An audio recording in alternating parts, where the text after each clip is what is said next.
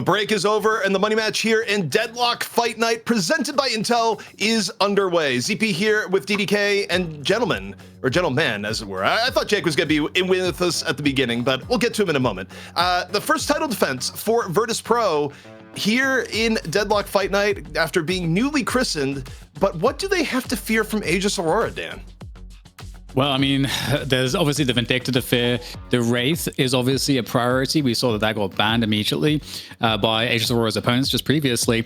And so that's another thing to watch out for. And also the Amateur. There's a lot of depth behind that as well. I think there's a lot that can be played around that. So we also had the Holiday added in. We saw Viscous and Fremont like being played pretty well. So honestly, I mean, we've got a really top level showdown from both teams. And I don't think this is a given for VP, especially given the fact that we've already had a couple titles be won by Aegis Aurora. And they look like they're in good form here today so far, ZP, going back to what was working for them previously.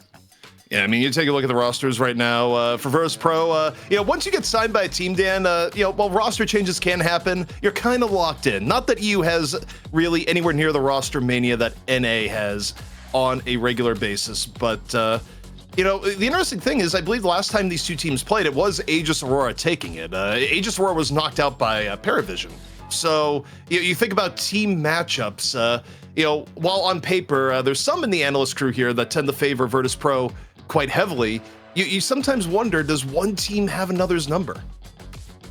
It's a great question. I think previously Virtus.Pro had their own number because they just kept picking 7. So as soon as they stopped doing that, they're like, oh, we can win now. We're actually owning everyone suddenly. So that presumably if that's the case here as well, we don't see the 7 make an appearance on Zergy. We should, I think, be fine to see a pretty damn strong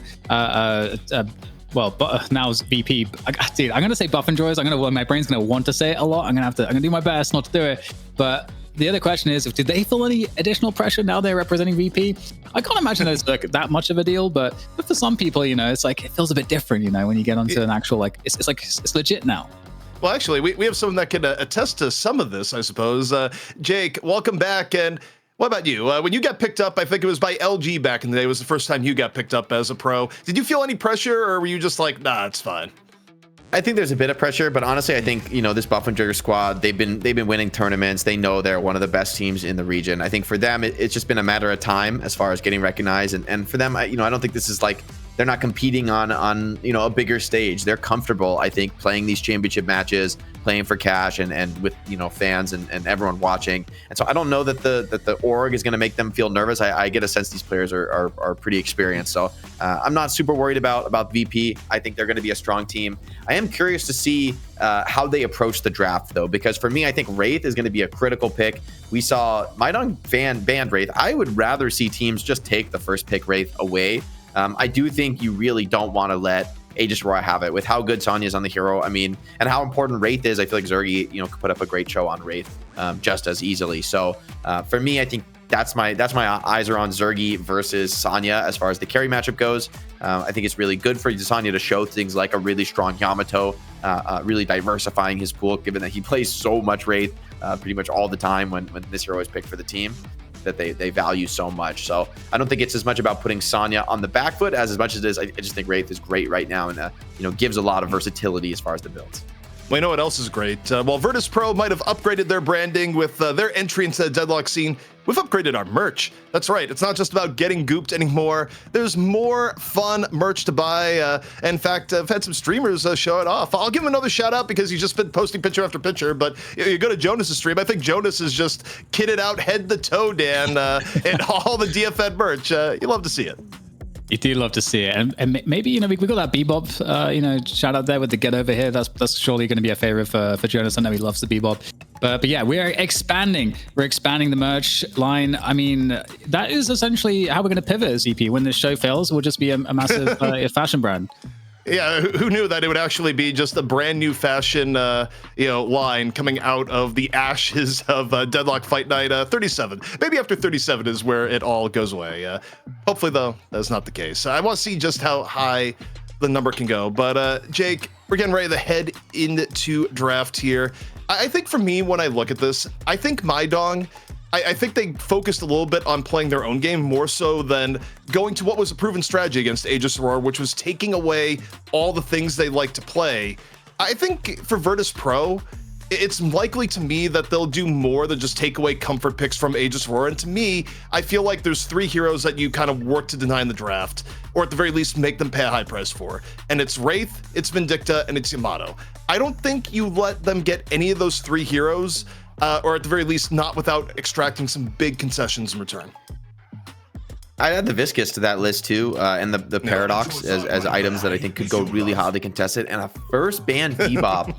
I mean, I wonder if this is an artifact of last game or if this is something that VP has been practicing and playing in scrims. I do think Bebop stocks are on the rise. People seeing, the playmaking possibility, especially you get into some of these late game scenarios where if the game is relatively even, just the constant hunting for hooks, constant opportunities for disruption, Bebop can become a real threat. And not only that, he can also scale and be sort of a carry hero. Maybe not a true late game carry, but has like some pretty wild damage potential with all the amps in his kit.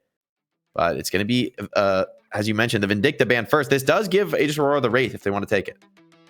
Yeah, I feel like that's got to be the play, is the first pick Wraith. So I'm just going to leave it there. Nothing else needs to be said. Yeah, I, truthfully, if it's not Wraith, I will be shocked. Maybe there's a world where it's Viscous, but no. I mean, Wraith would make the sense. You secure it for Sanya, but you have to wonder what is Virtus.Pro going to pick in turn. Last week, they were picking Calico in the first round when they could. It could be Paradox Calico. I would say Paradox something, but instead the Holiday. Okay. But you know what it is here, Jake? I think Paradox is for sure coming in.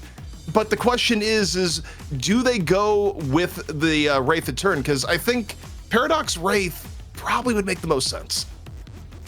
Yeah, it could be Paradox Wraith. I think it... honestly, I like that the most. Maybe Viscous could go over one of them, but yeah, I'd rather them take Paradox Wraith here. I think giving all that catch and playmaking, that seems to be going top prio right now. Wraith goes first, see what they go second. I wouldn't hate the Viscous too, because it is just such an amazing frontline disruptor right now. Especially, somebody like Holiday is like grabbing people, kidnapping them. The Cube is the strongest save in the game, bar none. So, it does give you that great counterplay on some of this pickoff potential. Could see something like a Yamato maybe sneaking in here. But I do expect to see Paradox, especially with Michaelis just, being so consistent on the hero. There's such a high prio for VP. Smart to turn to Paradox for help. Well, there you go. And the thing to note, though, is that Aegis Aurora know that this is what they're leaving open. They know they're going to lose. I'm sure they know they're going to lose both the Wraith and the Paradox. The Paradox has been such a consistent first pick for VP, as well as obviously the Prior and the Wraith. So I feel like, it's not too horrendous if you're an Aegis Aurora fan, because they're going to have game planned for this in terms of the draft, and they value Holiday that highly that they're deciding to give that up. So to me, in my mind, I'm like thinking, well, what replaces the Wraith that they feel like they can get? Obviously, the Viscous is just super high pro, so love to see that. But I feel like we still need an answer for that Wraith. What do you guys think makes the most sense? Well, in terms of what they could pick here, they could get the Calico if they think VP is going to go for it, which I think VP probably will if it's not off the board here.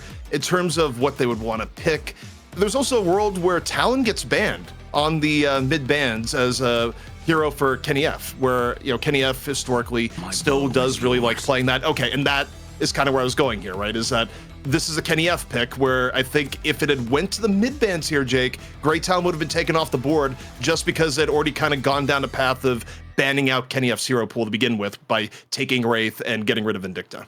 Yeah, and I do see Viscous honestly as a sort of soft counter to Paradox and Wraith, given that they're both like single target initiator heroes. Then Cube, the single target save, does like mitigate some of that explosiveness of the threat. The challenge for Viscous is not being the one who is himself caught.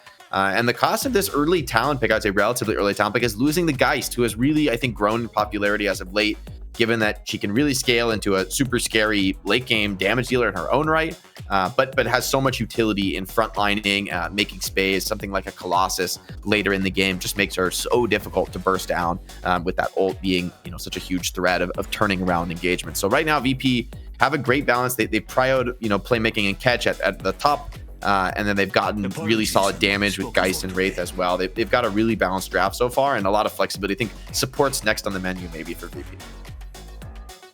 I wonder what the most important targeted ban is going to be here. Do you think a support ban would actually make sense? We sometimes say that. Calico. I think they get rid of Calico. To be honest, just given the fact that VP was so highly valuing it last week, maybe it's changed in terms of overall valuation. I But think it's a Kelvin ban. I think they have to deny. I think Kelvin is so good for VP right here if they can get it. Maybe they see differently. oh, okay, good call. There you go, yeah. They go with the Kelvin ban, and now I think for VP, and you're wondering what you decide to pick here. You could decide, you could either go with the Calico, firm that up, or you kind of wonder what do you pick to take something away from Aegis Aurora here. And there's a few different paths they could go down. I think Ivy or McGinnis could be good. I like the Ivy here with the ability of like, the Bog with Geist, and then all these setups with Paradox and Wraith. It's gonna be really hard to fight late game. They do value the Calico over it though. Interesting. I mean, this has been a comfort pick for VP. They've looked strong on it, and it can frontline along with, like, in contrast to the last draft we saw from Maidong with Calico and Geist. Now there's a much heavier backline supporting those frontliners, right? So Geist and Calico aren't going to be under so much pressure to find their own kills. They've got Paradox and Wraith setting them up and dealing some of that finishing damage. I feel like it sets Aegis Aurora up to get the Ivy. I think Ivy is still perhaps like a pretty good pickup for them. We know how well they play with the Ivy, especially in the macro. It's actually a huge edge for them. So, okay, they're going to get the Pocket instead, initially at least. So see if Ivy's still something to be picked up here. It's interesting too, because I'm wondering if we're going to see any Yamato gameplay. I know that Viscous can really serve to be a lot of that kind of poke that you get from the Mo playstyle. He can kind of enable a lot of that. It's not quite in the same fashion, but still, like, you want to have some forward poke presence, and I feel Viscous does help to provide that. So I'm unsure how Aegis are going to draft out the rest of this now. I'd love the Yamato, honestly. It's a Mo. Interesting. Ooh. Wow. I mean, that goes for their pick or their wheelhouse. So you think about it, they used to run a lot of Mo, and they still could pick up the Yamato. But I do want to get one disclaimer out here, and it will not be elaborated on again. Should Dynamo show up for Virtus.Pro, because Listic has been playing a lot of Dynamo, chat, we're not saying it. Like, you guys can have your fun, but we're not saying it. We're just sticking to the brass tacks of why Dynamo might be good and the merits of Listic's build. But we're not going to glorify some things that have been said. I mean, VP has monster scaling right now. Surely they have to close out with support here. I wonder if it'd even be something like the McGinnis to have a stun counter for Mo and Krill, potentially saving some people. I mean, the McGinnis wall looks like a pretty wild save up against this draft, right? It could be really annoying for Viscous, and the ball can cut line of sight for characters like Great Talon and catch Mo and Krill when he thinks he's setting up the fight well. But it feels like it has to be some kind of support from VP right here. It's also nice. I think something I was going to say something that's talked about a little bit less with McGinnis is also some of the setups around like mid boss and just like objectives in general can be really nice. But I guess we might not be talking about it because, I mean, unless Aegis Aurora decide to pick it up, I don't know that they would be as interested in going for that. We could see a lineup without true support. We've seen obviously that be run on some other heroes in the past, like we've seen it on Holiday in the past. Well, I think sometimes we've kind of seen the setup where you run the Mo and the Mo plays more of a supportive role, but that won't be the case here because they've decided to pick up the McGinnis, a character that, you look at the stats, picked way more in NA than it's ever picked in EU. EU, it's kind of well, I guess supports are banned and we're going to go for this. It's usually been the support of second to last resort, with Dynamo being the support of true last resort. And Dynamo also not coming to play here, much to the disappointment of the viewers at home. Just not the time, guys. Not the time. And now that we see the draft, I'm kind of curious to see if this Calico goes for like the cat build where you're like more vision and support oriented, creating opportunities, because there's so much damage and scaling on VP. And in contrast, Aegis Aurora have drafted a very aggressive, very snowbally composition, right? They got global presence from Great Talon. Pocket and Viscous have mobility that, makes them like quasi-global. And then a lot of like heavy tower pressure with McGinnis and, early game Mo and Krill. So I feel like Aegis Aurora are set their intention clear here to snowball and be aggressive. And VP, I mean, this has been their stalwart strategy though, is like have a greedier draft and just survive, just defend. Like even if they fall behind, they're really, really good at defending their walkers, at extracting little concessions here and there until you think you're finally ready to push their base and they've even the soul lead. And they're just continuing to defend because they know they have that time pressure on you with the later game draft. And that's been a winning formula for them time and time again. I'm a little worried they've gone a little heavy on the greed with how aggressive Aegis Aurora's draft is. I think Aegis Aurora are really setting up to they know what VP want to do and they want to take it head on and just punish it. So this first game is going to be a real bellwether for the series to see if VP can still make their comfort strategy work. I'm excited. I'm really excited because I feel like with Aegis Aurora, I haven't quite seen a comp quite like this from them before. And I know, the first 2 weeks we saw, I think, some consistent styles from them, and then we saw a departure from that style in the third showing with them, and they kind of just fell apart. So based on what we saw in the best of one, I'm not expecting to see them fall apart, but this is definitely somewhat of a different look. I don't think we're seeing the same kind of support behind the aggressive Mo play style that we are used to seeing when it's like a Wraith or it's a Yamato in particular, something that can really burst down and just jump in with that Mo off of the combo. So it's gonna be interesting to see how they decide to play this one out. I'm curious for you guys, what do you think the biggest win conditions are for both teams that we should be looking for in the early game? I mean, personally, I think if it goes anywhere near late game, Virtus.Pro probably just wins that, because you stop and think about it. They got arguably the most premium carry in the game in Wraith, and they got a very comfort lineup for them in the sense that they have 3 frontliners between the Calco, Warden, and Geist. This is where Virtus.Pro has been their best, this sort of team composition. The only way this goes, I think, against them is if Aegis Aurora just manufactures all sorts of chaos, Jake, before the 15-minute mark. I think that's where Aegis Aurora has to set the tone. Yeah, you're definitely looking for like the ults coming online as a crucial timing. I think McGinnis having a big game is also pretty important here. As much as McGinnis might be a little bit lower on the farm prio, I think she's going to be critical for like some of that building pressure. Like the raw tower damage is a little bit weaker for Aegis Aurora when it comes to like closing out the game and securing objectives off the back of team fights. So it's going to have to be, as you said, strong team fights, good early game pressure. Laning phase, I feel like is fine for VP. I don't expect there to be a huge edge for Aegis Aurora. It's really when this Mo ult comes online, Pocket ult comes online, the Bird for great talent, like these sort of ultimates initiating early game team fights. And VP, I wonder if they're going to be able to weather that storm. If the advantage is too big for Aegis Aurora, then yes, late game, theoretically, you're better. But, if you're down 10, 20K, it doesn't matter so much. Take a look at this here, Dan. Between the two teams, not a big difference here thus far, though. Zergy running a little bit of foul pocket there. You look at the Wraith, you just see the HP going lower and lower. You go, oh boy, where's that guy go? But we're at the 2-minute mark here, Jake. Final things to look out for here as the early game takes shape. Yeah, I think side lane is going to be pretty important. Pocket versus Wraith is probably the one with the most explosive potential, although Geist already getting low. Curious to see these side lanes. I think that tends to create a lot of that initiative around when the ult timings are online, is whose side laners are stronger, how the rotation goes as far as the lane pressure into those side lanes. All right, we'll definitely be keeping our eye on that. I think there's a great call outs, ZP. I'm really curious to see the performance with Pocket for Sanya Sniper, because I've never seen Sanya Sniper, at least in DFN, on Pocket. I don't know if have you seen Sanya Sniper playing Pocket? Because it's quite a different role to the typical Sanya Sniper hero. Yeah, generally speaking, Aegis Aurora would put other people on Pocket if they were gonna run it. So the fact that Sanya is on it, I mean, it's interesting. I mean, Sanya is very good at getting high farm allocation, which is kind of something that all good Pockets can do. But it's not quite the same as if you have Sanya on something like Wraith. So it is a different look relative to the norm. But so far, Dan, about as even gets, whether it be looking at life bars or looking at farm. Well, as I say that, Obikim going a little bit deep, wall in the way, gonna get Stone Form forced out. Wizaster coming in, and just the quick back and forth there. Obikim able to get out of the line of fire. In fact, Hapex gets punished. Damn, some really nice punish there of that forward play, actually converting on both kills. That is incredible work there from Virtus.Pro. And I mean, especially, of course, Obi Kim on the Ivy. And I've got to say, I think a lot of matches we've seen, Obi Kim is a guy that gets targeted and just like the most picked. Yeah. Especially I think about Aegis Aurora now that I think about it. They used to always catch him.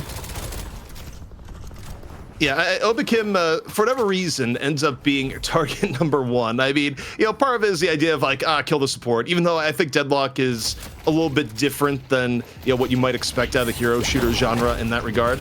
But Calco, see some of the burst going on the Viscous. Meanwhile, back here in lane 4, it's Holiday chasing down D-Mob. Not the easiest kill in the world, especially given how D-Mob plays, but the parry comes on in! KNF falling as a result of that. Even though Listic dies, got their pound of flesh before they left. Yeah, I'm honestly shocked that we saw Listic able to get a kill in that scenario, going into the Veil, narrowly dodging the puddle punch, and then getting the crazy parry. That's pretty wild. But it's looking like this battle between both Wraith and Pocket is still raging on, and it seemed like Zergy has just generally been kept the lower of the two. So Sanya Sniper doing pretty well in lane so far on that Pocket, and we'll have to see how the farm converts later and if there'll be any ganks to just take the Wraith down a notch even further. But I feel like Obi Kim is kind of the carry right now with the amount of damage that's being output. Well, the other thing when you look at lane 3 is that Sharik has also gotten a little bit ahead, last stand ready to go, and you know, at this point in the game, if Warden even gets like 1 to like 1.5k ahead, you can kind of do a little bit more bullying. Speaking of bullying, Listic just finds right opportunity to apply some pressure in lane 2. The dive on the Kenny F successful, and you know, it's kind of little bit by bit right now, but VP is having a pretty good start to this game, Dan. And you remember the win conditions, it's Aegis Aurora that has to be doing this, not VP. Yeah, certainly. And this is also opening up that gank to be followed up by Listic. And you can see, I mean, obviously there's going to be some level of, I think desperation is not the correct word, but just some level of urgency, I think, to see Sanya Sniper getting that pick off onto Zergy, because Zergy's been low all the time, but just Listic dominating the map, as is now starting to happen, creates this scenario where all the roam advantage goes to VP. And it's another run right now. Listic's not done. Now looking for Talon, at the very least alleviating the pressure. That could have been a big gank. Gets puddle punched over, and you know, there's a world where Listic might decide, you know what, you puddle punch me, I'm just gonna go in even deeper. And Calco, again, another hero that you get a little bit ahead, you can kind of push boundaries a little bit, be a little bit more aggressive. It's enough to push even Viscous and Talon back a bit here in lane 2, as over in lane 3, Hapex finally punishing Obigim. Ooh, okay. Shriek is in a little trouble, and I don't think there's a way out of this one. Will get bursted down by the McGinnis gun. And indeed, I think it's a good point of mention with Listic on that Calico, because the heal that you get from the dash is actually very powerful, and the cooldown is so low that it does enable a lot of shenanigans. Now, with that said, Obi Kim, who was previously looking fairly dominant, is getting a lot of attention now, suddenly on lane 4. Looking to be stabilizing though, and in fact, oh my god, Holiday getting really weak. ABL's going to be quite cautious there. Hapex as well. Critically weak for Aegis Aurora. D-Mov was in hot pursuit, was just looking for the bump downtown on the Holiday. I don't think ended up landing it. This Holiday isn't dead. But meanwhile, back in lane 2, swap already used. Freemock just getting peppered down from range. Close to escaping Dan, but not quite enough. There's a lot of mobility right now. More mobility than you'd expect at times from an early EU game. Yeah, and you know, Zergy's been, I think, kept in check pretty well by Sanya Sniper. You know, we're looking at just a soul parity between both Zergy and Sanya Sniper for now. And I'm trying to see what the differences are. Obviously, despite getting Listic seemingly getting a lot of success on the roam, it's not really that ahead on the souls. So again, despite sort of how the action is kind of seeming on the cameras, it's, I think, a lot closer than you might expect at the moment. Well, things calming down just a bit. And again, when you think of win conditions, I think Listic has done an enormous job so far of just being able to rotate on the Calico, even applying some pressure over here, the pocket in lane 1. It has just been a constant roaming Calico, taking full advantage of Ava to be sneaky on rotations. Speaking of sneakier, not so much. Freemock just diving down the lane with Goo Ball, but take a look here, Mikhail on the hunt.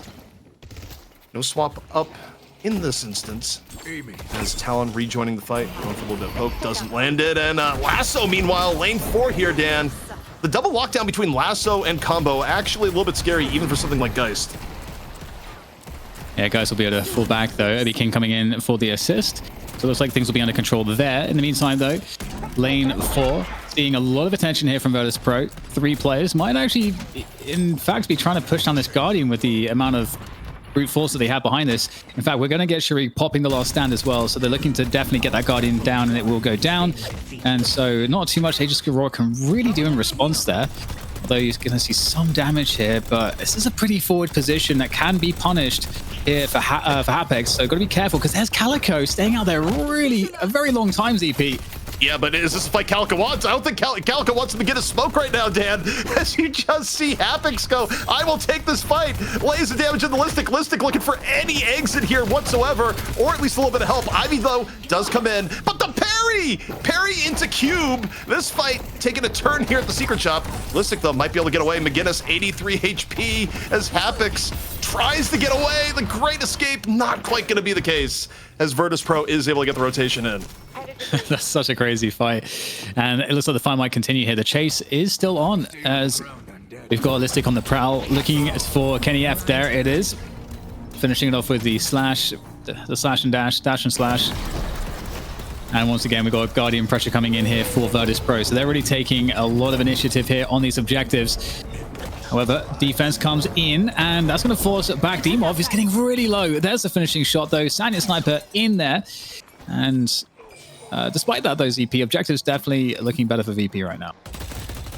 I think in general, VP has to be pretty happy where they're at right now. Again, you think about what the team comps won. If VP can just exist to later game and be even or even just slightly ahead, they likely win. It's on Aegis Aurora to really make the next 6 to 7 minutes count and create enough chaos with their composition to get ahead. And Fremont dying there, that's not step one. That's step -1, Dan, if anything.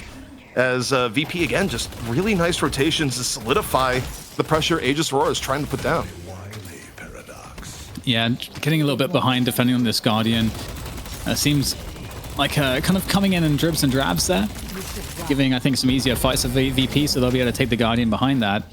Giving them a lot of advantages. Sanya Sniper is trying to take down Obi Kim on lane 2, but we're going to have some assistance coming through. Despite that kill being finished off, Mikhail S is there to try to deal with that. We just got an ult, though. The owl came in, hit Mikhail S right on the head. He's going to get assistance now because the players for VP who are taking down the lane 1 Guardian have moved their way across the lane 2, and they're going to force a fight now here. Kill. Just looking for everyone to shoot the carbine. Listic, meanwhile, again, on to Talon. And to me, I think the storyline of this game has been the psyop that Listic did playing like 8,000 hours of Dynamo, and as I said, just whipped out the most aggressive roaming Calico we have seen so far here in Fight Night. It's been a masterclass of roaming Calico play. And, you know, I think back to the draft where I mentioned, is like, gee, you know, I wonder if you take the Calico away. I wonder if Aegis Aurora is regretting not doing just that, Dan. Yeah, I think that's a great question. We might see that be answered on the next drafting process. But here's the last stand from Sharik, looking to take down another objective. A Walker this time, getting absolutely beamed by the Talon. Kenny F from the skies, doing so much damage, but the heal's coming on through. There it is, finally. The charge shot will finish it off. But did they lose the Guardian, or rather the Walker?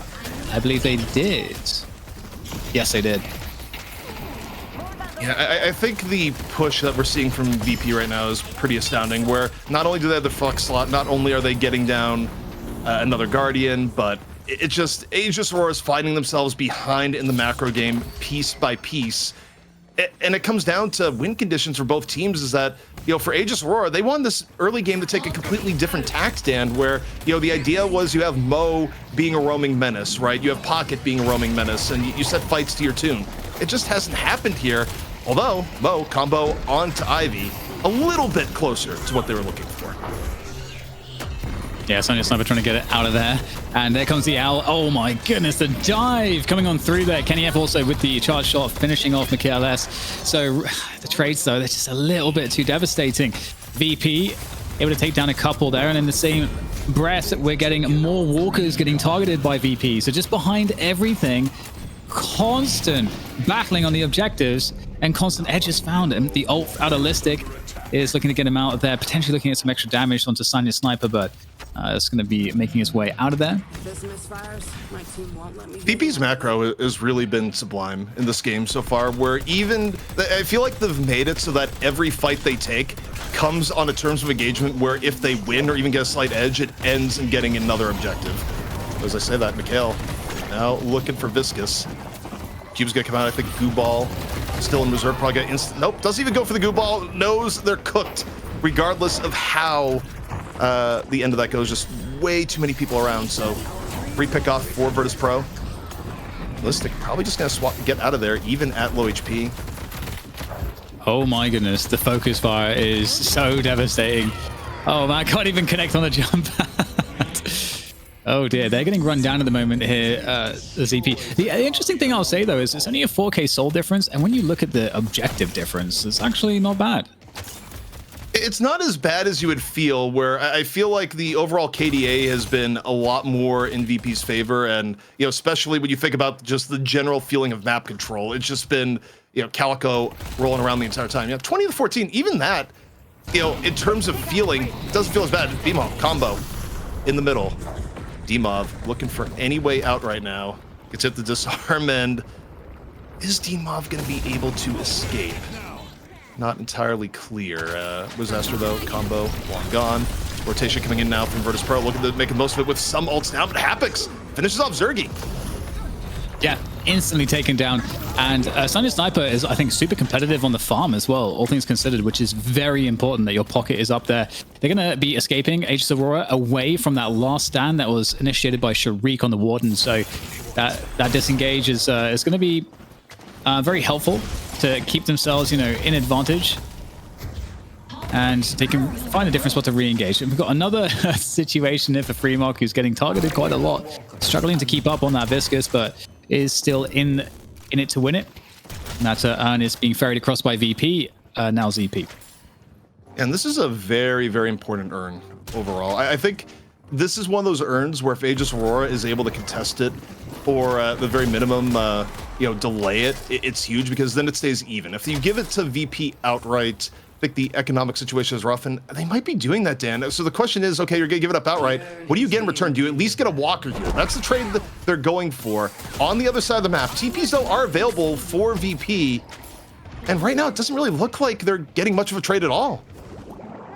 Yeah, maybe the plan was to try to trade for the Walker, but just, circumstantially, it didn't work out quite so well. And speaking of which, Sunny Sniper is actually defending 1 versus 2 on the lane 1 Walker at the moment, just fighting for dear life and looking to keep that one up. And for now, is being able to survive, but in comes the damage, the pain. And I don't know if there's any cooldowns left available to keep him alive. Is there a cloak of anything? No, there's just nothing. And so that will not go the way of Aegis Aurora, unfortunately for them. And indeed, just like you said, CP, the macro is wild here. All of these tiny edges taken across the map simultaneously is just quite impressive. I mean, Aegis Aurora, they go for a trade, it doesn't happen. They finally get a kill on the Zergy on the other end, but the trades haven't been good. Even when the kills have been even, Virtus.Pro has just been getting more on the map. And 4 walkers up to 1 is kind of ridiculous. Kennyf getting picked off here, even worse, as Virtus.Pro just dominates in the middle. And when you dominate in the middle like this, it usually just ends up in mid-boss. You have 3 down. Does VP go for mid-boss right now? They could, or they might just value this walker.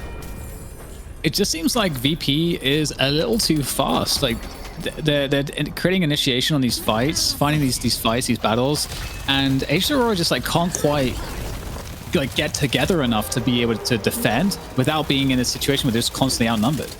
They just can't remember, Aegis Aurora, they were the kings of Rejuvenator during their run at the start of the year. Could they find a way to steal this? It doesn't really look ideal in this case. You look at it there, no, it's not going to be the case. There will be no patented Aegis Aurora steal. I mean, it would have been like a 2v6 sort of steal, so unlikely to say the least. So you think about when Aegis Aurora has won, Dan. They've done it in part by having pure control of mid-boss, and it hasn't happened in this game. They're struggling to be in control of anything, frankly. Yeah, and right now it's just that the lead is escalating quite quickly for VP, over 20k at this point, and it's just going to get worse and worse, obviously with the Rejuve in play still. It's prime scenario for VP to take more advantages on the map. In the meantime, Aegis Aurora, they're trying to take down the lane 1 Walker at the very least. That does seem like that's going to happen. Yeah, lane 1, Aegis Aurora very close to take, but even then, guess what? You got the terror known as Listic coming over. Combo in onto the ward, and maybe Sharik will die here, but not even. Sharik is able to get away, and Listic here on the cleanup. Into the shadows he goes. Wizaster down, and we don't do player of the match from just one map, but I'll tell you what, if Listic puts on even a halfway decent performance and Virtus.Pro wins the next map, in addition to this map, you'd have to think it's Listic, because this has just been an absolute clinic on how to play Calico. Oh, yeah. I think there's a lot to be said on that topic.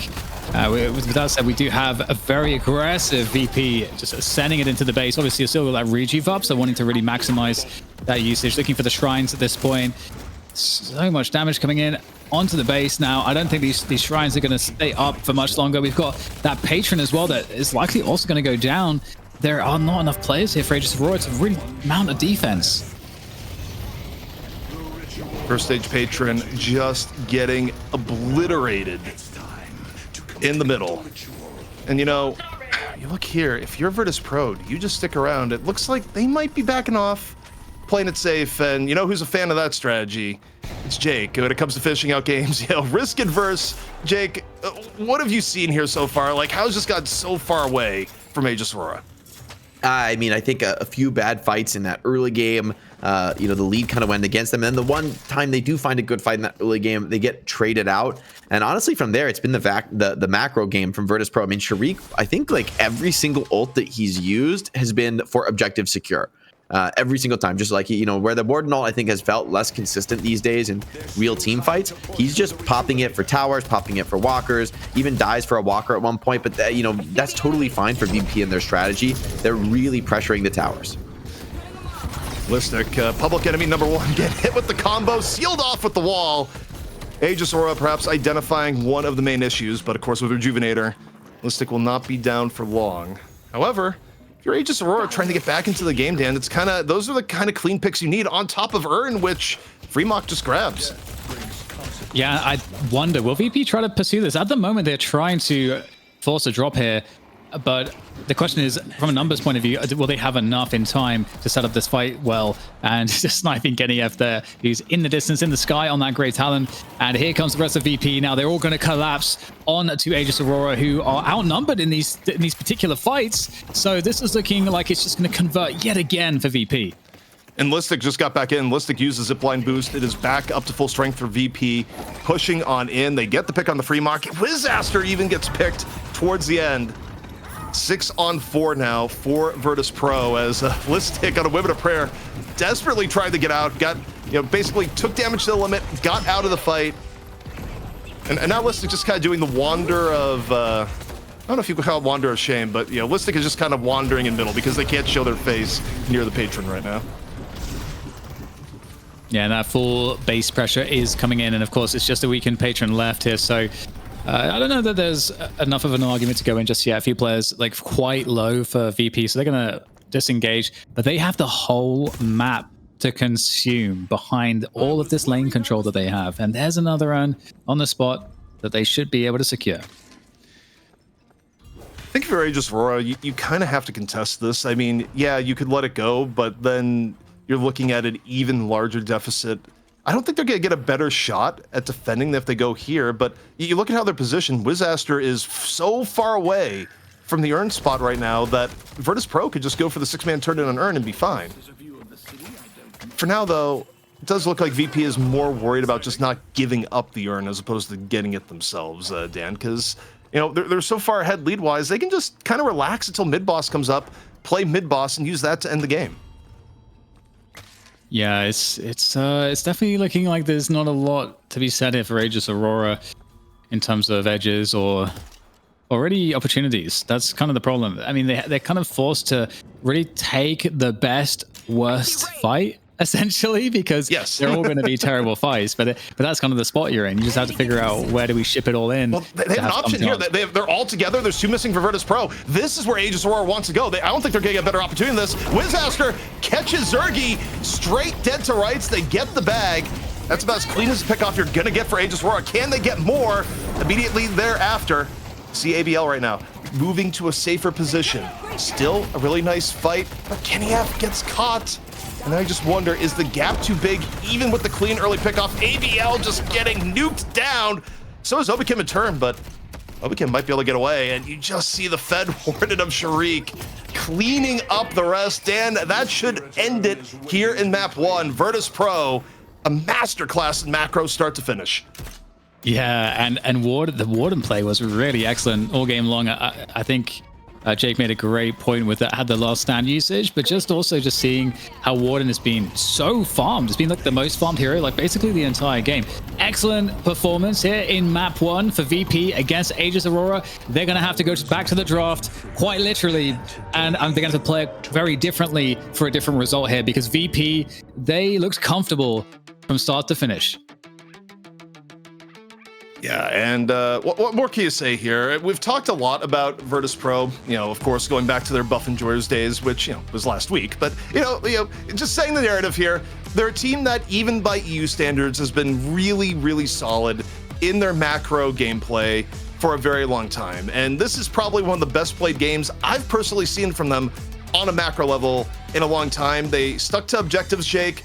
They didn't really get bogged down by getting hit by Mo combos or getting picked off. They, it was solid, stable play with an objective, and eventually it just wore Aegis Aurora down. Yeah, honestly, for me, this comes back a little to the holiday first pick. I really feel like this is kind of the start of the mistake for Aegis Aurora. Like, I get that holiday has high prio, but I think giving the Wraith and the Paradox to VP just gave them way too much initiative in that critical mid game where Aegis Aurora, they wanted to be playing a faster, aggressive draft, finding pickoffs, snowballing into towers. But every time they do start fights like that, there's the counter initiation from Paradox or from Wraith, so powerfully. And Calico was able to, alongside Geist, like, be that frontliner. It was just a really nice synergy from VP, who constantly showed up for each other in that crucial mid-game timing where Aegis Aurora was wanting to have dominant fights, wanting to have big moments. That's where VP was constantly grouping at the right times. Even when they were pushing objectives aggressively on one side of the map, they always had people defending the other objectives, ensuring that nothing goes down for free. So despite the best efforts from Aegis Aurora, I think that the draft ended up being a little too cute from them, a little too all in with the aggressiveness, where I would have loved to see like maybe a little bit stronger of like a gun damage backliner, really benefiting from this. Like Aegis Aurora, they felt like this was a Vindicta draft with no Vindicta, and I just don't think the Great Talent offered what it needed to. Yeah, it definitely felt like there's a couple of things to me. One of the interesting aspects was the Calico having so much disruption, and Aegis Aurora, I think when I've seen them at their best, they're able to be the ones taking initiative in that mid game, and it just felt like they can never really do it. And it felt like there was a lot that was missing behind the Mo pick, because Mo is a great setup, but we didn't really see the kinds of setups from a Mo pick. I think this has been the weakest game we've seen out of Aegis Aurora in DFN with the Mo pick, in terms of what the Mo pick converts on with the team, team support.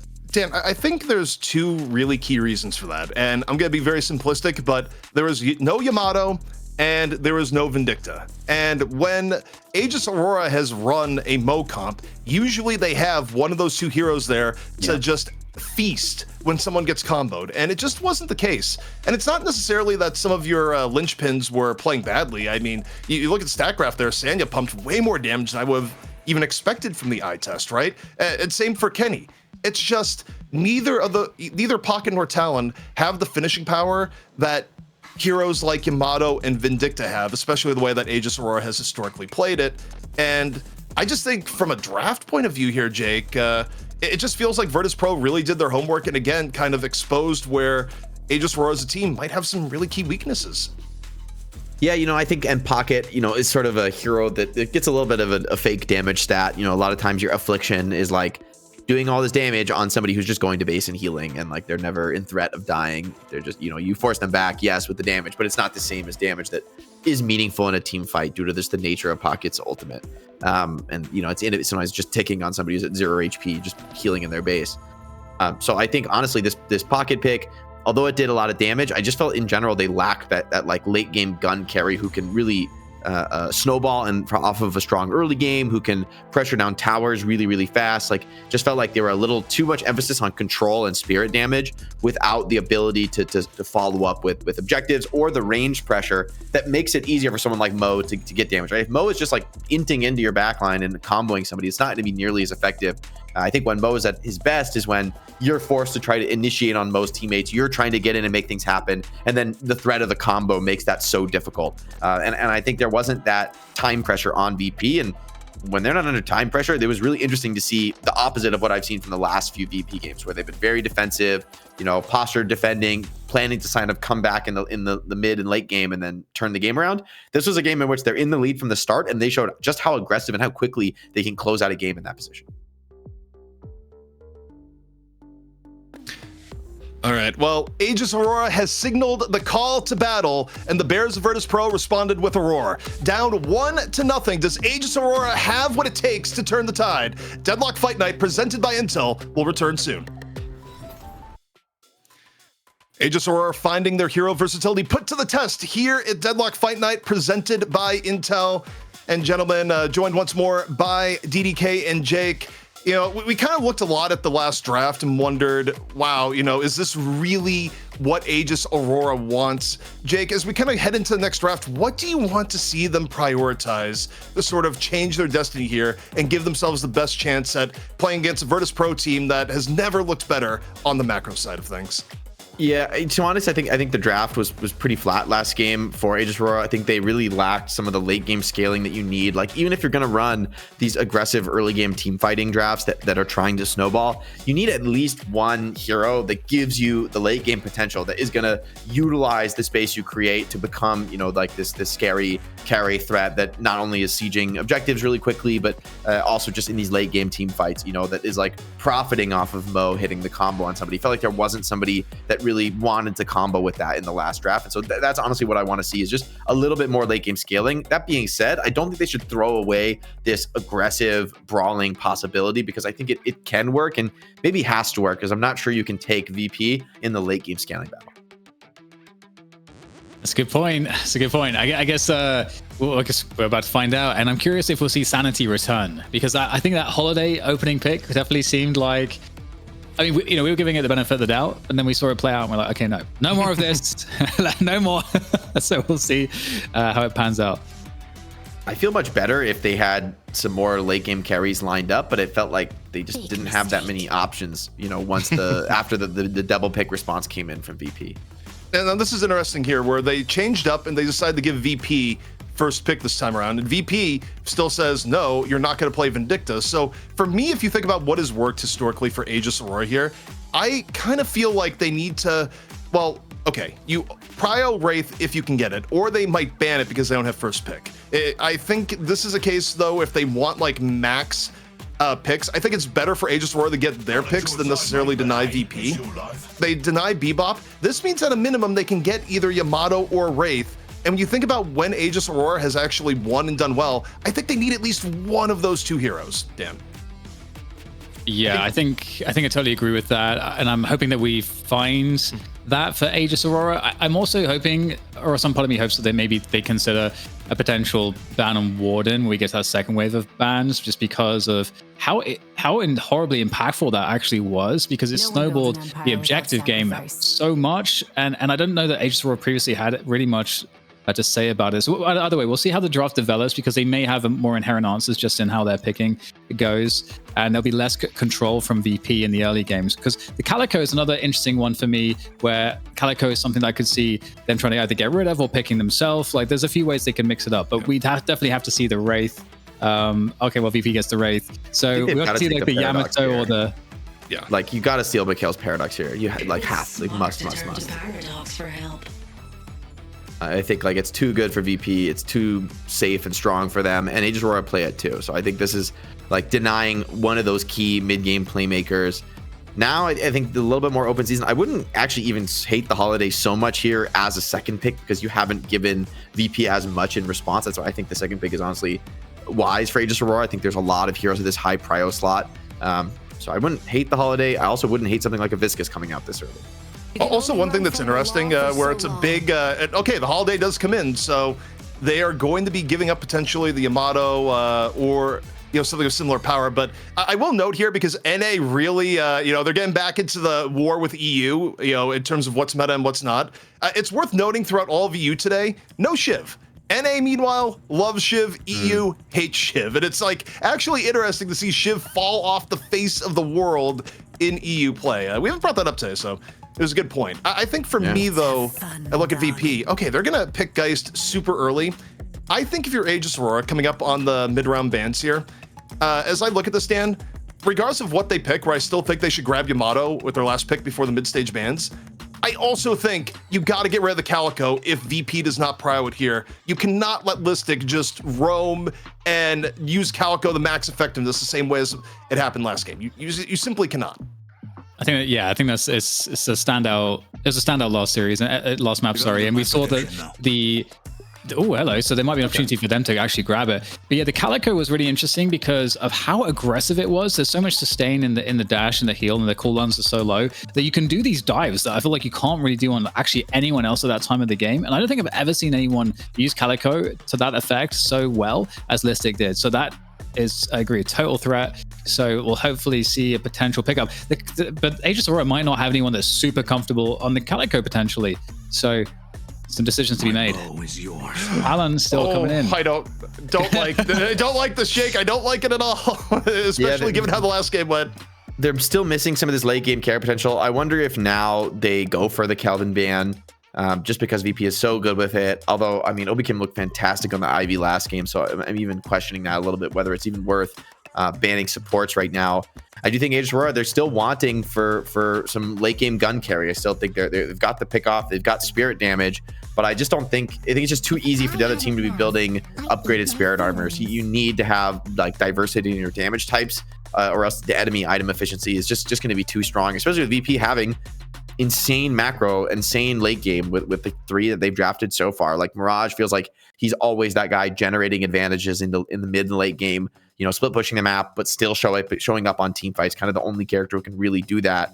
And speaking of that for VP, they're tough to ban out right now because honestly, I think Ivy looks great comboing the global draft with Mirage. I think Kelvin looks great for denying the team fight, and they take the Yamato away, which Sonya looked fantastic on in our first game of the day. So already Aegis Aurora are in a tough spot. I think this is a critical pick, and they need to get whatever late game gun damage they want, because maybe it's the Warden, but even that is a little bit not late game centric. It's a tough spot. I don't know. I don't see the pick here for Aegis Aurora. I mean, truthfully, I think Warden or Calico would be the pick simply because you take them away from Listic and Shariq. Shariq, you know, we didn't really touch on too much, but Warden is still Shariq's signature hero, right? They absolutely will pick Warden in most cases. And yeah, you've taken the Kelvin, but now you're going to probably have to deal with a Calico Warden frontline. And on top of it, you know, because you highly prio Grey Talon, who may or may not have even gotten hit with the ban, you lose out your chance of Yamato because you don't get Yamato in the first half of the draft. I don't know. I'm looking at this draft right now, and it just feels like Aegis Aurora has gone spun in circles a little bit by VP here. Because VP, they're going to get exactly what they want, and I feel like they've taken away so many of Aegis Aurora's typical weapons right now, Dan. Pocket as well. It's going to be hard to catch for this holiday. Paradox duo, Great Talent. I mean, dodging that damage for these heroes is relatively easy for somebody like Pocket. One of the best escapees, can get out of, you know, some of these Kelvin traps, or not just so much harder to catch in the side lane from a Kelvin rotation. I think VP's draft looks really scary right now. They could grab an Ivy for additional building pressure, additional global presence. I think Aegis Aurora is in big trouble this game so far. This is not. Oh my god, it's yeah, I'm trying to think of what Aegis Aurora could do with the draft to balance it out. I just don't know at this point, because all of the major damage options have gone away. The Mirage pick would have been a lot nicer than the Talon as well. I feel like that also plays well into Sonya Sniper's style, whereas like, you know, with the Wraith historically like very good at playing far back, at split pushing, like, you know, that kind of style of play, Mirage is really well suited to doing that as well, and as you play with the same ranges. So I don't know, it's okay, we get the Ivy. Obviously we know that they've got a good Ivy game, so their macro was really helped out by securing all these urns previously, but that was also in games where they had a lot of like mid-game presence, where they had the Mo and the Yamato able to dive on people. They could create space for macro moves like that. But if you look at the VP's lineup, oh my god, creating space against that is going to be hard. Also, I mean, how are you going to create space when you have zero frontline? Maybe you get a Mo at the very end here, but it's a squishy lineup Aegis Aurora is running. I mean, I actually like this. I think this is the right pick. I think this is actually the right pick. I wasn't seeing this, but I think this is actually the best thing they have left in the pool. It's really off meta, but this is like we've seen from other teams playing a fast early game roamer. Hayes can snowball off that, can feast on it. It's not going to be easy. I don't think it's like going to be great, but I actually think they found the right pick here in this 6th spot. Oof, you know what? Maybe they were going to have only one frontliner anyways. I am not entirely sold on that, because I just feel like you look at Virtus.Pro. If Virtus.Pro just plays standard Deadlock and Aegis Aurora just isn't insane, this is going to be so hard to deal with, because Virtus.Pro has the most like mismatch here of they're going to have moments where they could just simply run at Aegis Aurora and win fights. I mean, gun Ivy, gun Hayes, like just dancing around on you, like you're trying to initiate on these characters so hard. Like they don't really have like proper stun control. It comes from Holiday and Paradox for that like initial catch, but the follow-up, you know, stun burst kill, maybe like ultra late, you're getting curses online, but this looks pretty scary for me. I think this is like so much pressure on Hayes right now to have a snowball early game into just taking objectives one after the other. You know, maybe I'd have more faith in the Hayes pick if this is Paravision and Play With Me was going through that door. But even then, I would look at this draft and I would feel fear. I would feel secondhand fear and anxiety for the team that picked it. And look, you know, maybe I'm just setting up the biggest caster curse of all time here, but man, Aegis Aurora, you know, show me something good here, because on paper, this feels tough, Dan. Yeah, we almost never see double supports. It's extremely rare. And I'm not going to say necessarily for good reason or not. I still feel like it's very early in Deadlock. But at the same time, I feel like the Kelvin pick was kind of a deny of, you know, getting the Kelvin in the hands of VP. They just didn't have enough bans. And then they're like, oh, crap, maybe we should get Ivy as well. I don't know, I just feel feels awkward, because having a frontliner in place of one of those two would have felt more comfortable. But yeah, we'll see exactly how they decide to build it. You can definitely make Wizasta into a gun Ivy. That you could do that. Jake, you're an Aegis Aurora fan, and you need just an absolute megaton injection of hopium right now. What do you got for him as you look at this early laning setup? Sonya Sniper, carry the game. Believe. That's all you've got right now, I think, for Aegis Aurora. I mean, in the double support draft, they've got double support, they've got 2 pickoffs, and then I guess it is just like Kenneth and Sonya to deliver the damage. The trouble, though, is I think really Dimov, Zergy, and Listic. They have a lot of frontline, a lot of catch, and a lot of damage. In the mid-late game, that's going to be a really devastating combo.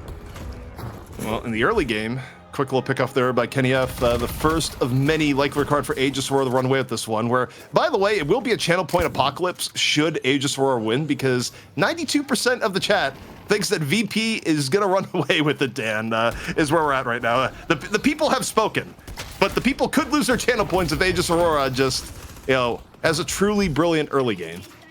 Yeah, I feel like it's certainly the wise pick to go with VP here. We're going to need to see something pretty remarkable from Aegis Aurora. It just feels like the comp doesn't come together in the ways you'd want it to. And so yeah, you're going to have to rely on like a Play With Me performance on the Haze. But even still, like when Play With Me is doing a Play With Me performance on Haze and having like a really good game, there's still a lot more pieces that need to go into it, you know. Well, Jake, as we pass 2 minutes here and we just see this develop a bit more, final thoughts as we get this game truly in motion.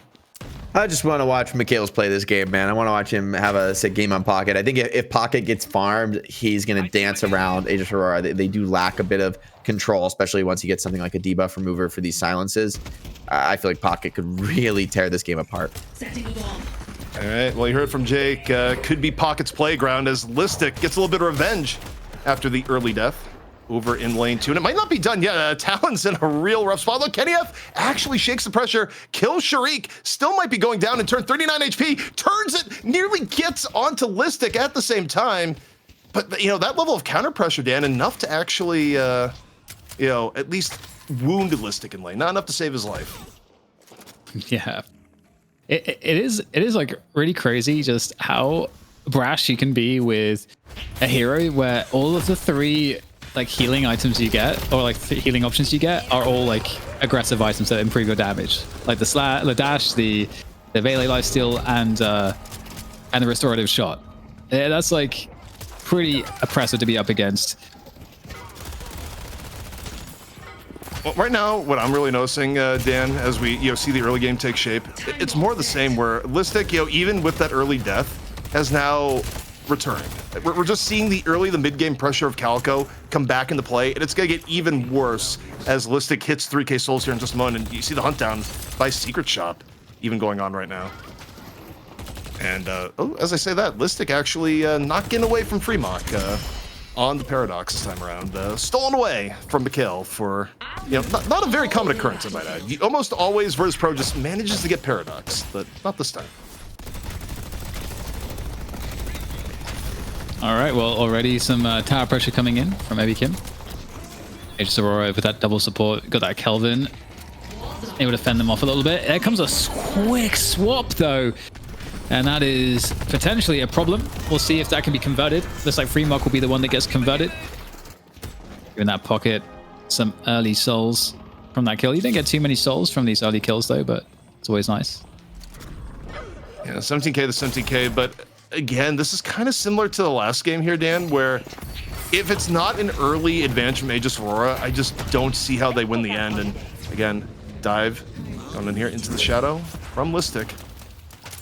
Looking round and round, and not going to be enough to find Sanya, who's just barely able to slip away. A little bit of evasiveness. Ow! On the way in. No follow through, though. I mean, you see the rotation of Paradox win from Freemuck, but not going to be there in time to actually make anything happen for Kenny F. Saddle. Yeah, that smoke bomb really coming in handy, like, to get out of there. Like, I was confused where it disappeared to as well. Either way, back on lane, as you say, with Freemuck for assistance. Freemuck might be leaving that position now, but Michaelis on the pocket is going to get caught in the frozen shelter. Really big pick off for Hapex there for Aegis Aurora to get back into contention there on that lane, and that's also going to make things a little bit more difficult now, I would say, for VP's Wraith Zergy, who finally, Freemuck comes back to lane to get that all-important, in fact, didn't even use a swap to help get the kill there, so that's fantastic. Swap still available. Yeah, one thing we saw a lot last game was Listic making special trips over the Kenny F's lane over and over again, just diving the Talon on Calco. As I say that, the life bar just evaporating. The double team between Sharik and Listic, and I mean, you see the interaction there, Dan. It's not really a question why as to why Listic keeps going back to the same well over and over again. Across games now. Yeah, playing against Calico is honestly really scary. You gotta be so cautious with the ranges and understanding like how easy it is for Calico to just dive on you and just instantly kill you between the slash and the ult. So, and the melee as well. So it's just a very tricky hero to play up against. Even at the very early stages of the game, the damage is really crazy. Ooh, Zergy in trouble yet again. Will they find the finishing blow? There comes the healing right, but the pursuit is still there. Freemuck is above there on the Paradox, trying to find damage. I don't know, is there swap available here? No, there's not. So looks like Freemuck's going to go down, staying out there. Assistance comes in the form of Listic. Once again, that roam from Listic is so oppressive. I mean, again, this has been the most effective Calico I think we have seen across both regions in Fight Night, where it's a Calico essentially being played as a playmaker rather than pure frontliner, just continually using Ava to just min-max rotations. Not only is it quickly moving across the map, but it's not as visible on the mini-map. And you want to know where the action is, just keep looking at Listic on the mini-map. That's all I gotta say. Yeah, it's definitely really, really strong. I love how Listic is playing it. Nice conversion though onto Obi Kim. Hapex picking up another one there for Aegis Aurora on a 3 kill streak for the Kelvin. And actually, Aegis Aurora not too far behind. Again, it kind of feels like, because of, as you're saying, we're on that Listic POV, taking all this initiative, getting all these kills. Feels like things would be a little bit better for VP here, but caught by a levitation. Listic's coming in for the finish. Like, okay, you live the telekinesis, but here comes the cat once again. Over and in. Is Hayes going to be able to get out? It's looking unlikely. See Hayes just like dodging around on the mini-map as Zergy finishes it off, but it was Listic's roam that made it happen there, Dan. And it just, every time Listic goes to a lane, good things happen, and it might just happen here again as Listic now rotating into lane 2, looking for Talon, which has been his favorite prey. That makes sense. The Calico pickup is actually so awesome. I would imagine that we're going to see a lot of other teams in DFN playing like this. Yeah. Look at lane 1. I mean, okay, I think Sanya might have sniffed it out, but it just looked like Listic was going for the behind the back play again, and might just be full diving onto the Haze in lane 1. I mean, it's, again, Sanya eating damage and Listic just being a threat, and Listic is positioned in such a way here that Listic can also just deep into lane 2 if anyone else rotates in. Yeah, and it's really problematic for the Haze, because you're also in a spot where you can't farm very safely now. Like this, you've lost so much control of that lane. There's so much harass that keeps coming on to it. Haze obviously has options to escape, but it's very tricky. This is a really big fight here as well, and Freemuck's going to get caught on the Paradox here. I don't know if there's any escape. It caught between 2 players to swap there to reposition. That actually might do it, as Freemuck's able to escape and join up with some teammates, and somehow actually avoids getting taken out. Really well done. A little bit of interrupt. Sometimes you want to go zip, sometimes you get knocked right down. KDF though, in on the pursuit. Up close and personal on Talon, a dangerous place to be. Just getting poked down, looking for a position here, has the Owl in reserve, but not getting a chance to fire it, as again, it's just Listic smothering and taking any opportunity where there is a team fight the Talent's involved in to just be the man on the spot. Yeah, you can't be having Listic on Calico. I feel like that's just basically the lesson that we are repeatedly learning here. Just able to take the initiative in so many of these fights, all these dives, just you can't. There's no safety. There's just no safety anywhere. After about 5 minutes in the game. And Dan, we haven't even talked about economy allocation, but you know, it's self-evident with the amount of kills that Listic has put up that Listic is also leading the game at 10k souls, which is a very significant gap this far in the game. Basically 3k gap over most on Aegis Aurora at this point. It's kind of unreal. Yeah, Torment pulse online super fast. Oof, very scary stuff. And another gank coming in onto Sanya Sniper. Again, something that I was mentioning earlier, is just very hard to farm safely now without that Guardian being online. And Sanya Sniper's not really had any space to work with on the map to get any farm. And usually, if you're going to be playing the Haze, you do want to have the ability to be ganking. But like Listic is just taking all the initiative. I think the other problem that you have here too is I remember how we set up this game where Aegis Aurora, again, they're playing a comp that they needed to get ahead. They're not going to have the ability to deal with the front line of Virtus.Pro if they get too far behind, and they're almost at that point. Walker's done though, gonna make D-Mob's life a little bit hellish for a brief moment. Gets taken out. Pretty important for Aegis Aurora to make the most of this opportunity as VP overdives a little bit. Remock right now, looking, lands the carbine. But even still, Obakim dies, but other end of the map, Zergy able to punish Kenneth. Getting up. One step closer to I'm really curious if there is a world where stabilizing is possible at the moment for Aegis Aurora. And I'm just like thinking about it and like, okay, objective-wise, if you account for the objectives, it's not as like far away as you'd expect. But the problem is like, how long will the current soul gap actually persist for? Because that just means that in every team fight, obviously VP are going to have the stat check edge. So that's a big problem. Well, it's not just the idea of running into a stat check edge. It's also the comp that you're in where you're just not killing characters like Calico or Geist past a certain point, unless you just have overwhelming advantage. And even then, into the shadow, goes for the Leaping Slash, finally gets put down, but that's the level of numerical advantage. You need like a 4v1 to take down a Calico now. And are you going to be able to replicate that over and over again as the match goes on? The answer is probably not. Yeah, and Sanya Sniper again, just really on the receiving end of constant harassment. And we talked about how Sanya Sniper really needs to be able to deliver in this game. And if you just like think about how many ganks there have been from Sanya Sniper or like, these picks or anything like that, Sanya Sniper's got nothing, been locked down the whole game. It's looking rough. I mean, it looked rough from the draft and nothing has happened to change your mind. And again, maybe if it was even, that goes differently, but instead you're so far behind his Haze, you just instantly die. Listic goes in, drops slashes, it's over. You don't get to do anything with Bullet Dance. And Return of the Shadows comes in, and it's been feline domination, Dan. There's no other way of really stating it. Yeah. More walkers going down, all these objectives again, under assault. The macro from VP was really good in the first game, and it just feels like the draft got a little bit worse than in the first game, even for Aegis Aurora. So really struggling to keep up and hit the bird in the distance. But I don't think there's any targets here really. I mean, Calico's fairly low. I don't know that she's going to get caught though by this. Yeah, it's going to. I mean, if you get hit over the top, Dan, it's a 9k bird when most of the players are at 14k and the Calico's at 15k. I mean, the bird is less of a missile and more of just a firecracker at this point. It's not really that big of a deal. That's how significant the stat difference is between both teams. And, on top of it here for VP, they're even controlling Earn. They're not giving Aegis Aurora an opportunity to maybe set up an Earn trade, get a little bit of comeback souls. It's been nothing but pain and misery. Yeah. Big problems here. We'll have Tweak looking for... Tweak? Why am I saying Tweak? Kenyev looking for something here on the Talon, but there's really nothing to be found. I mean, Listic similarly seeing what position is required here to set up this next fight. There's Ava again for the quick rotation. And okay, looking to find targets. There's one flying away, so maybe that's not going to be the one. But hello, Sanya Sniper's around the corner.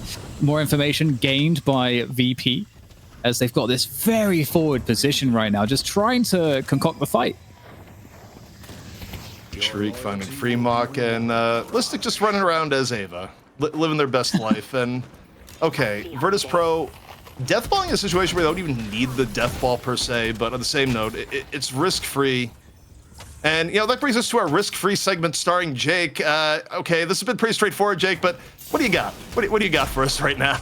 I think VP's doing this immaculately. I actually like that they're grouping right now because Aegis Aurora are just desperate for any kind of team fight, any kind of like pick-off opening, and VP aren't giving them anything. I think VP don't really need to macro all that efficiently in this game to win, given that they're already in a massive lead and they have much better late game. If anything, maybe Shriek could be a little solo and then showing up to these ganks anyway. Pick off on a Wraith potentially, but no, he's even blinking out. And this is just starting to fall apart right now for Aegis Aurora. They're not really able to farm the map. The lead is getting bigger by the minute here. And honestly, in the next few minutes, we're going to get to the point where this is just not playable for Aegis Aurora. They need to change things now. I've never seen an owl just look so absolutely inept than what we just saw there. It's just like, yeah, Dan, it took maybe about like 15% of HP is what we saw. Yeah, it's just really a non-issue. It is nothing. I mean, credit to the observers. It was a really nice like picture-in-picture, but the actual impact of the owl left something to be discovered, I suppose. And not near 30K difference right now. An 18K Calico.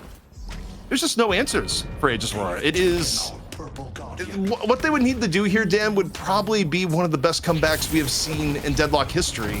But team comp wise, I just don't think they have the tools to do it.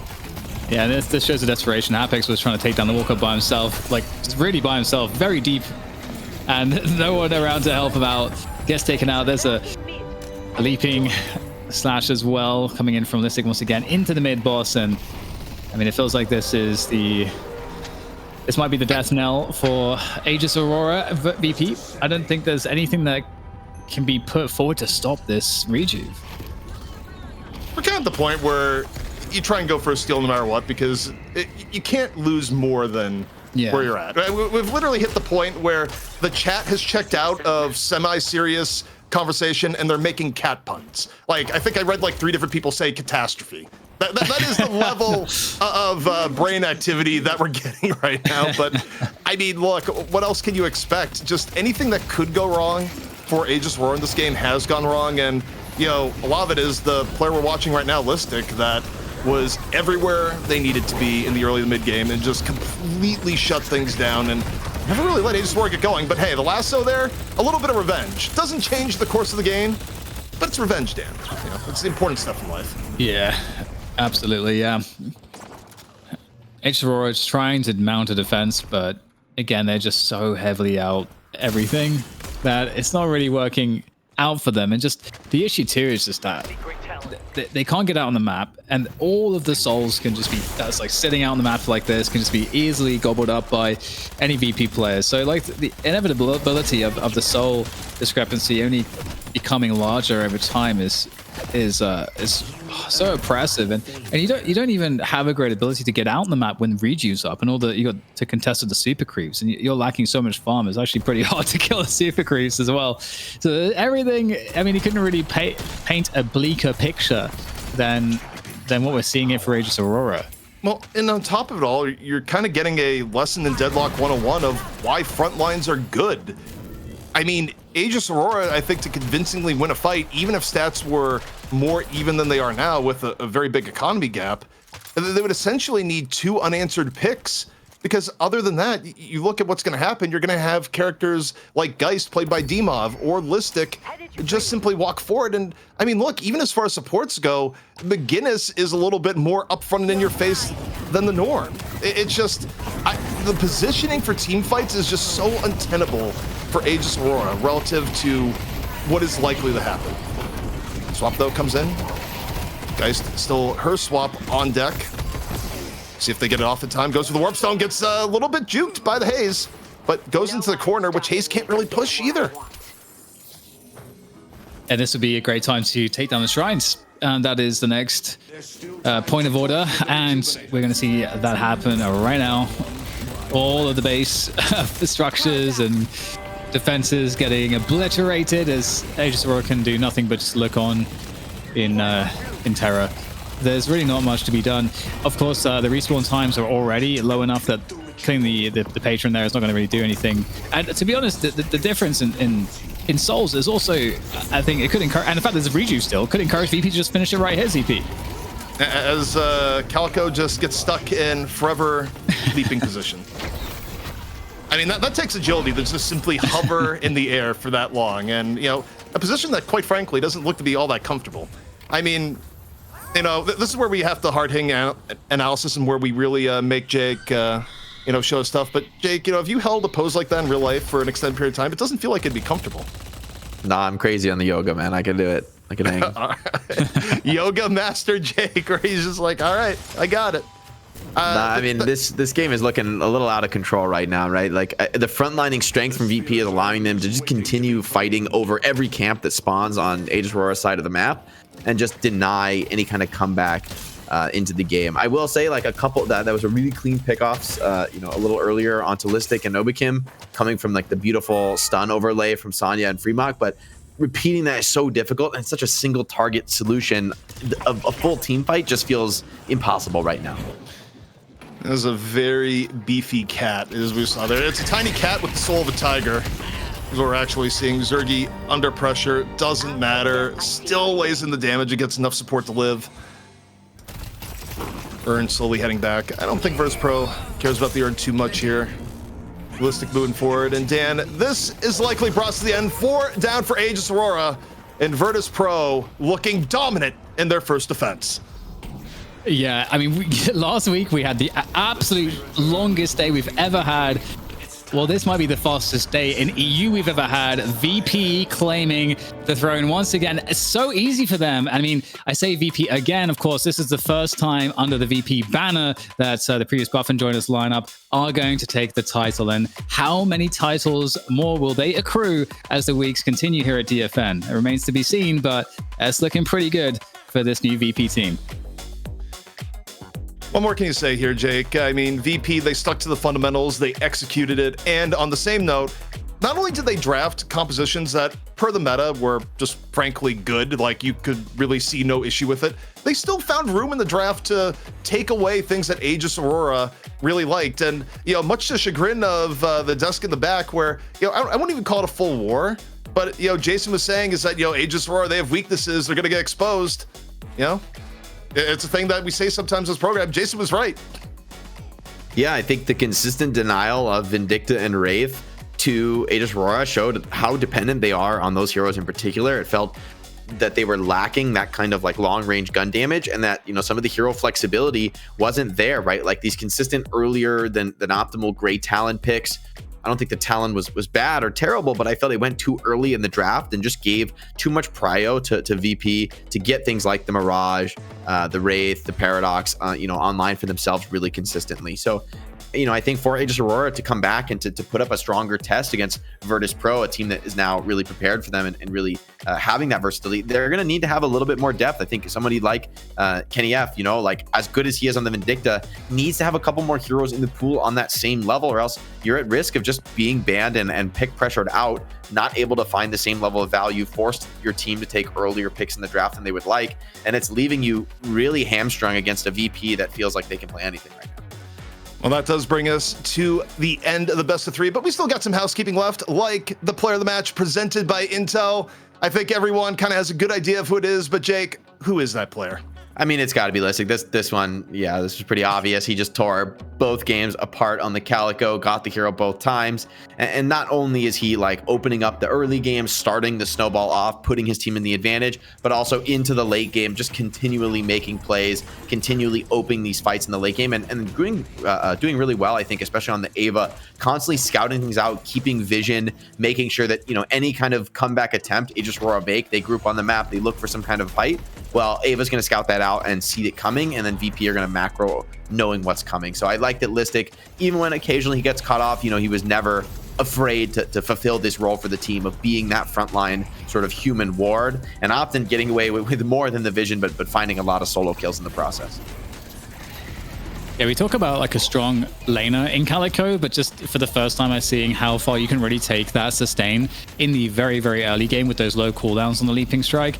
It's crazy actually how impressive that is, and I'm struggling to think of any other hero in the game that can kind of apply that type of pressure. And so I would expect to start seeing, like we saw, you know, so many people sort of copying how, you know, Play With Me is playing Haze and then that taking form, and or seeing how, you know, we had other heroes in similar nature where you get one pro that's like really defining how you limit test and how that goes into a play style. I feel like that's what we're going to see here from Listic. I feel like if you're not playing a Calico like this, it's going to be surprising because of the amount of pressure it gives you and control over the map.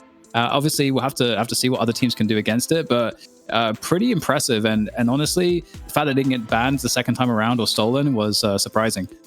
It really was surprising. And I also think when you're kind of digesting the role of Calico right now, where, you know, we've kind of gone on the idea of, you know, what are roles in Deadlock, and I would say, you know, two sides of a, you know, similar coins here, right? Is that people really like playing Warden because Warden is kind of the combination, a frontline hero that gives you, you know, part of the role of a harder carry, right? Like Warden is firmly of two worlds.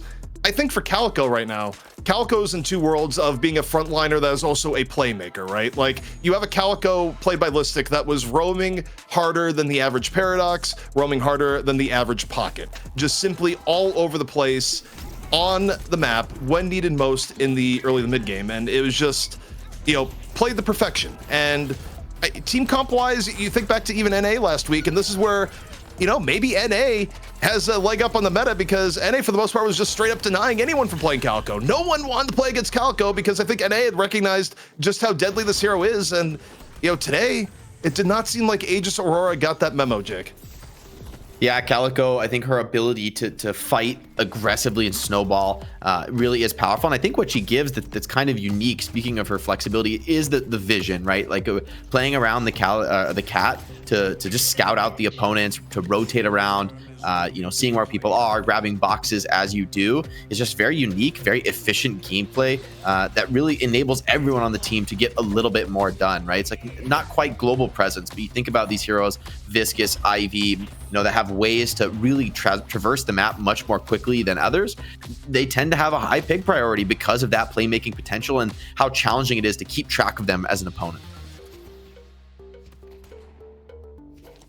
Well, Dan, as we take a look at this, I think the one thing that kind of goes to me is that, you know, I think in any Deadlock game, there's two parts, right? There's the draft strategy and what your game plan is, and then there's the execution. And personally, I think from all the data we have right now on how to play Deadlock in this particular meta, I think Aegis Aurora put themselves at such a disadvantage in the former that they need to be nothing but perfection on the latter. And that's a tough thing to ask of any team, honestly. Yeah, I feel like when you're doing that, when you're playing outside of the meta, it's because you've got to have either very specific targeted strategies to dismantle the way the other team likes to play within the meta. And unless you're kind of doing it from that fashion, it's a struggle. I mean, okay, I guess there's another argument, which is that if you feel like you're genuinely worse than the other team in a straight up fundamental game, then yeah, you have to take gambles. And you can also do that with a wacky comp where you got specific win cons. But it just felt that with both drafts from Aegis Aurora, that neither of them really felt like they fit any of those criteria. It felt like some of it was reactionary, some of it was sort of prioritizing their own strengths, but the combination of those things kind of left them without, it felt like a strategy, a cohesive strategy that they are confident in executing. And that is to me a very different look from them, from the two times that they did win, where we had comps that made sense and they had strategies in macro that looked really cohesive. And so it's kind of it's a big point of variance, this team, compared to when we saw them winning to when we saw them here now today. Well, as a quick recap of EU as we wrap up the EU portion of our program and look ahead to NA, this is our schedule for the day. What was just on and what is yet to come. Of course, we saw Aegis Aurora fight their way past Maidong, but run into a brick wall of an even better and just simply amazing Virtus.Pro team and how they played the fundamentals to perfection. But coming up next, it's going to be North America here at Deadlock Fight Night. We got the run back. TF2 Boomers, Melee Creeps going up, and the winner of which going against Hydra Nation. And, we won't get into all of it here just yet, but you might be looking last week and be like, should it be Llama Lords? Well, sometimes players do bad things. And one player in particular kind of made us do a whole bunch of runbacks, and that's where we're at. So Hydra Nation, the heads regrew. That's all I got to say about that. But NA, guys, final words. Looking forward to NA before we go to break. I've just been hearing good things about Melee Creeps, about that they've had good performances in scrims. They've been a strong team that's been improving. So maybe they're a team that can put the test to teams like TF2 Boomers and Hydra Nation and continue to show the depth of NA. Still curious to see how the NA meta, how much it's changed. It's so interesting seeing on these Deadlock Fight Nights the two metas side by side. How the places in which they're different and the places in which they learn and grow from each other, I think has been exciting over these last few weeks in particular. Yeah, and I'm really liking how we're seeing a lot more storylines developing in NA. It was kind of hard to kind of grasp some of the storylines in the early stages of DFN because the teams were changing constantly, the lineups. And then you had, of course, Hydra Nation being the combination of essentially the two best teams. And so then it felt like the pool of players was kind of annihilated, or at least, let's say the pool of teams was kind of annihilated and just like, okay, we've got one really good team and everyone else is trying to figure it out. And I feel like, that gap has been steadily closing week to week, and we've had a lot more stability in the rosters around Hydra Nation. And so Hydra Nation is kind of exciting. They are the team to beat. Every single time they look weak, we wonder, is this the time? And it's going to be really satisfying when we legit get teams that have not just closed the distance, but maybe even grown beyond them. Well, now, gentlemen, the winds shift to North America, the land of Shiv and spirit-based wardens. Will we see change here in Deadlock Fight Night presented by Intel, or will the Hydra survive once more? We just gotta stick around and find out after the break.